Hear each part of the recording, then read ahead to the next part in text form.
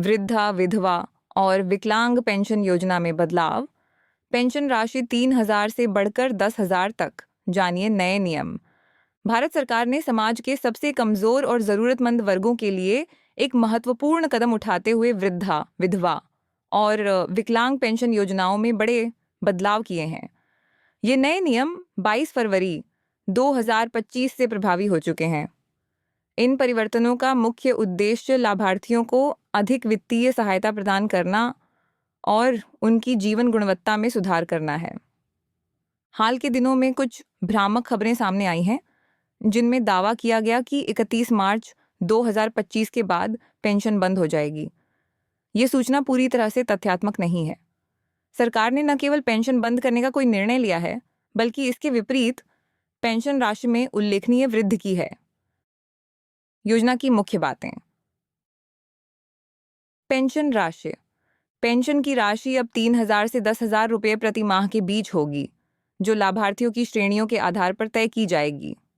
लाभार्थी: वृद्ध नागरिक 60 वर्ष या अधिक आयु, विधवा महिलाएं 18 वर्ष या अधिक आयु, विकलांग व्यक्ति 18 वर्ष या अधिक आयु। वार्षिक आय सीमा: लाभार्थियों की पारिवारिक वार्षिक आय 1 लाख रुपये से अधिक नहीं होनी चाहिए। आवेदन प्रक्रिया। आवेदन ऑनलाइन और ऑफलाइन दोनों माध्यमों से किया जा सकता है। वित्तीय स्रोत: योजना का वित्त पोषण केंद्र और राज्य सरकारों द्वारा संयुक्त रूप से किया जाएगा। वृद्धा, विधवा और विकलांग पेंशन योजना का सारांश। बिंदु विवरण: योजना का नाम, वृद्धा, विधवा और विकलांग पेंशन योजना, लागू तिथि 22 फरवरी 2025।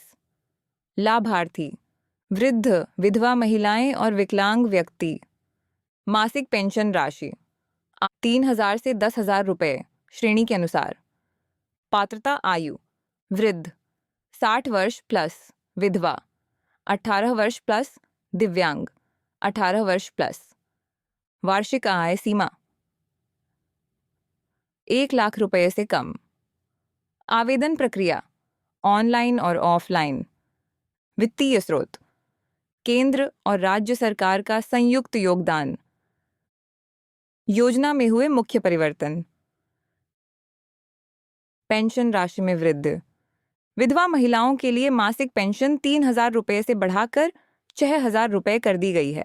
गंभीर विकलांग व्यक्तियों के लिए पेंशन राशि 10,000 रुपये प्रति माह तक कर दी गई है। सीधा लाभ हस्तांतरण डीबीटी: सभी लाभार्थियों को पेंशन की राशि सीधे उनके बैंक खातों में हस्तांतरित की जाएगी। इससे पारदर्शिता बढ़ेगी और भ्रष्टाचार में कमी आएगी। पात्रता मानदंड में संशोधन: अब केवल वे व्यक्ति पात्र होंगे जिनकी वार्षिक पारिवारिक आय 1 लाख रुपए या उससे कम है।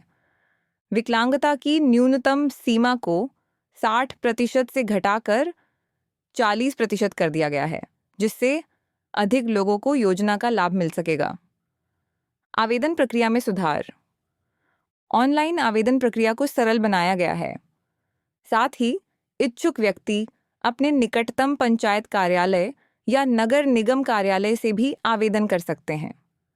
डिजिटल भुगतान अनिवार्यता: सभी पेंशन भोगियों के लिए डिजिटल भुगतान अनिवार्य कर दिया गया है, जिससे भुगतान में देरी और नकद लेन देन की समस्याएं समाप्त होंगी।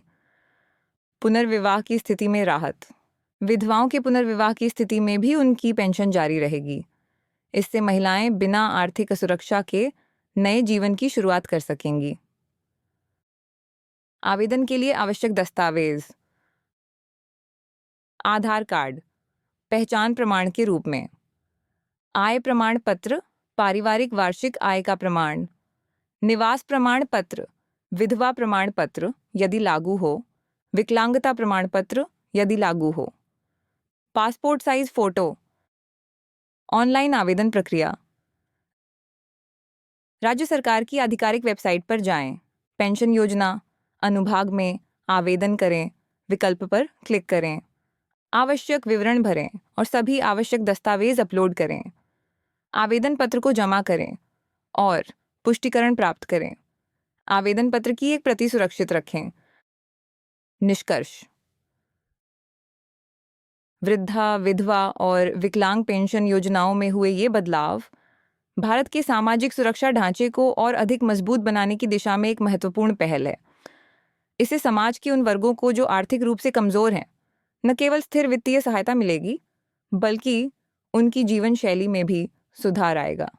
31 मार्च 2025 के बाद पेंशन बंद होने की अफवाहों पर ध्यान न दें। सरकार ने स्पष्ट रूप से पेंशन राशि बढ़ाने और भुगतान प्रणाली को बेहतर बनाने के निर्णय लिए हैं।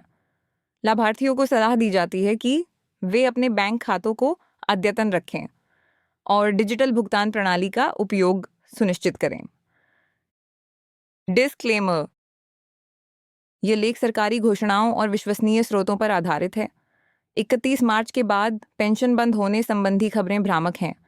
वृद्धा, विधवा और विकलांग पेंशन योजनाओं में सुधार किए गए हैं, लेकिन पेंशन बंद होने की कोई आधिकारिक घोषणा नहीं की गई है।